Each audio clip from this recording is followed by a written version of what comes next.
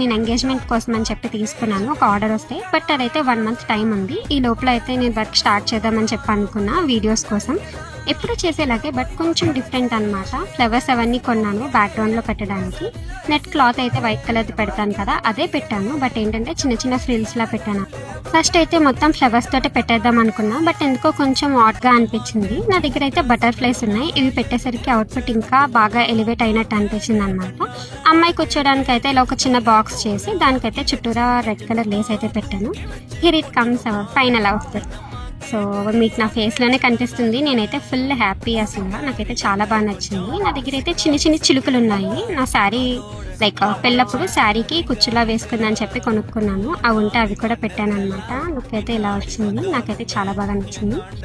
ఒకవేళ మీకు కూడా ఈ వీడియో నచ్చినట్టయితే please like me in the comment section. అంతే మరి ఈ వీడియోకి పేజ్ నేమ్ గుర్తుందిగా, the small town girl crafts. నచ్చితే లైక్ కొట్టి ఫాలో కొట్టింది.